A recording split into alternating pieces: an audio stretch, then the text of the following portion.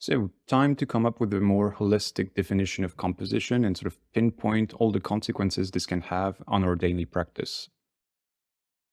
If we put together all this sort of new knowledge and try to organize it into a new definition of composition, we would get something along the lines of composition is the careful curating, coloring, and lighting of elements in the frame to serve a specific intent, thus creating a specific reaction in the eye of the viewer.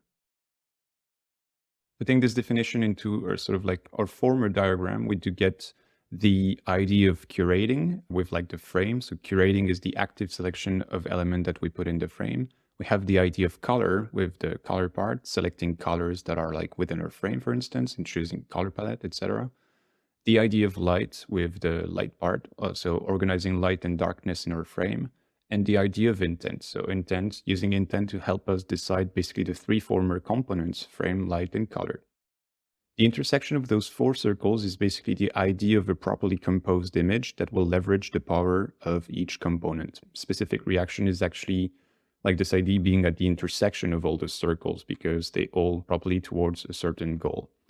The good thing with diagrams is that you can get like different level of complexity depending on how much you zoom in and how many intersections you're dealing with. So in this overall diagram, you can understand each circle in itself as a sort of like toolbox related to its theme. Light has its own intrinsic logic, frame has its own intrinsic logic, etc.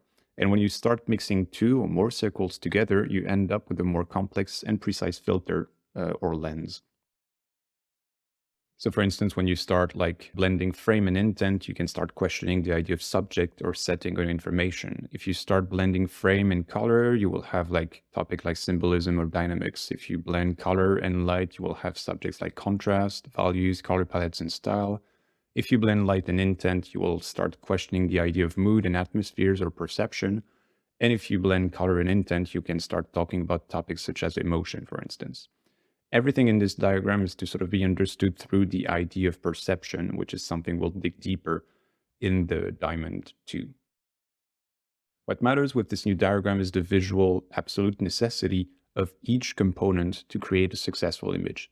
Intent is seen as the new foundation for the whole system because it's the lens through which we will take all the decisions for the other core components.